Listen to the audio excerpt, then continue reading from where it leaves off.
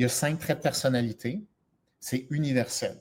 La façon dont ces 5 traits-là s'expriment, c'est individuel à chacun. C'est un mix entre vos substrats neuroanatomiques, votre biologie et votre éducation, dans quel environnement vous avez vécu, ce qui s'est passé dans votre vie, vos expériences. Donc, le mix des deux va façonner ce qu'on appelle l'expression des traits de personnalité. Donc, tout le monde a 5 traits.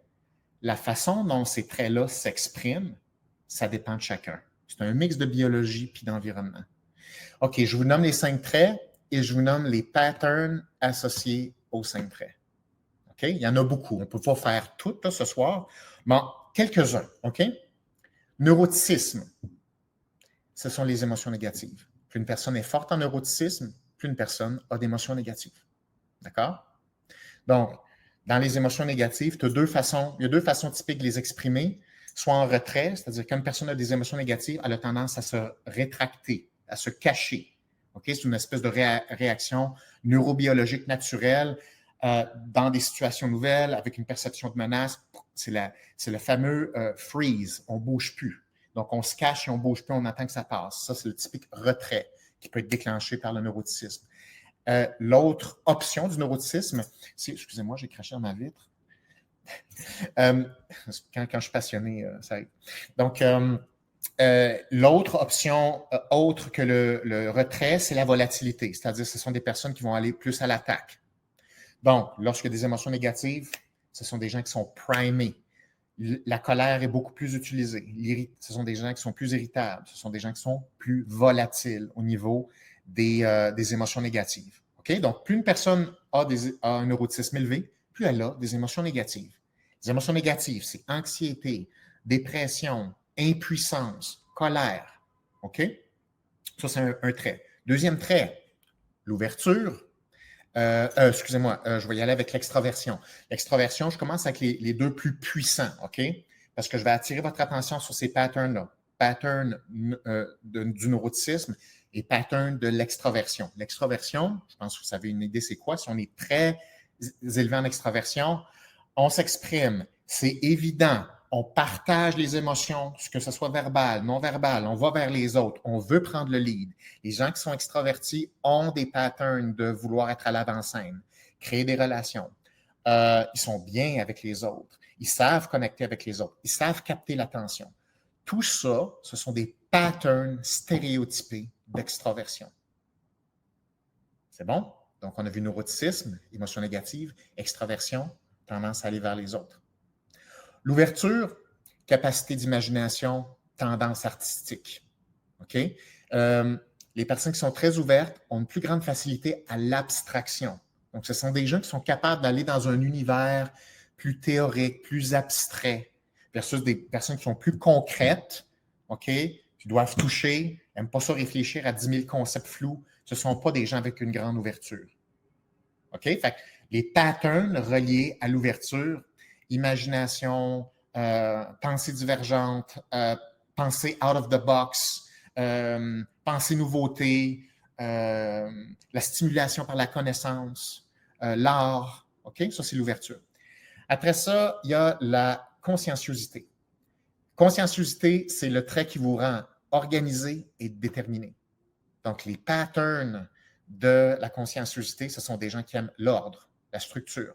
Ce sont des gens qui poursuivent des buts, qui sont extrêmement redoutables dans la poursuite des buts, sont difficiles à déconcentrer, sont capables de s'organiser et empêcher les distracteurs. Ce sont des gens extrêmement persévérants, sont extrêmement déterminés. Ça, c'est les patterns reliés à la conscienciosité.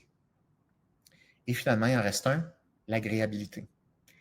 L'agréabilité, qui est le 5e trait, c'est la tendance à vouloir s'occuper des autres, faire plaisir des autres, accommoder les autres, diminuer les émotions négatives des autres. C'est la personne qui vient en aide aux autres. C'est une personne qui cherche les consensus. Ce sont des personnes qui détestent les conflits. Et plus tu es élevé en agréabilité, plus tu détestes les conflits et tu vas tout faire pour éviter les conflits. Donc, tu as peur des conflits. Tu veux être aimé des autres, tu veux que les autres t'aiment, tu veux que ça soit l'harmonie interpersonnelle. Ça, c'est l'agréabilité. Et donc, puisque chaque trait est un continuum, une personne qui est faible en agréabilité, c'est une personne qu'on va appeler désagréable.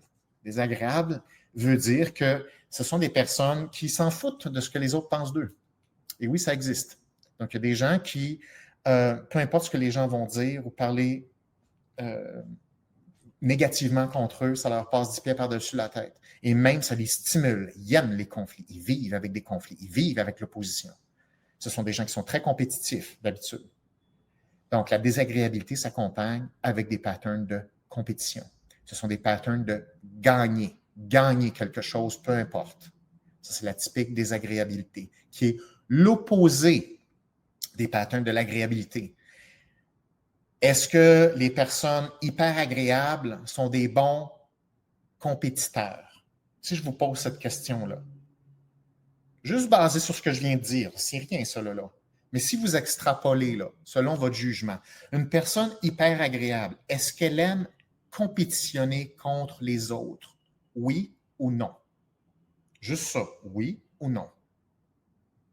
Alors, je vois non, je vois non, je vois non. Je n'ai pas vu de oui à date.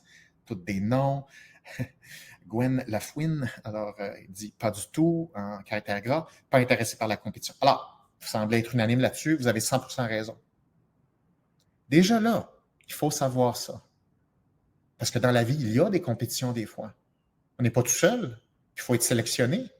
Comment tu fais?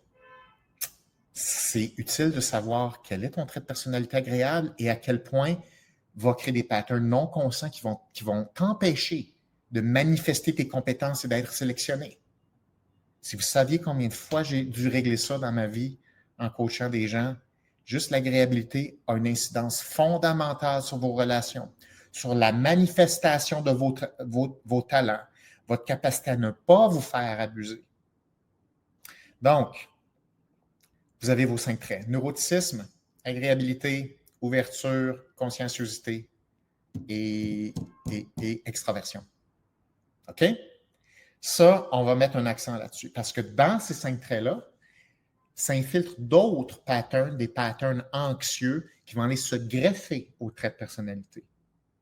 Vous allez voir, c'est tellement bien fait que c'en est traumatisant. Et c'est tellement bien fait que lorsqu'on apprend les bonnes choses, à avoir les bons patterns, comme ce qu'on essaie de faire en ce moment, vous ne pouvez plus voir ça. 1.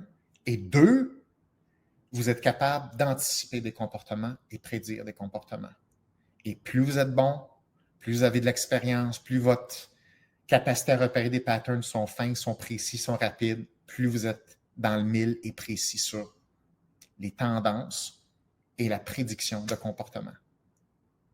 Donc, vous voyez, là, je m'énerve un peu, mais parce que c'est ça le fun de la psychologie. Il y a une structure. Ça a un sens, tout ça. C'est pas aléatoire du tout.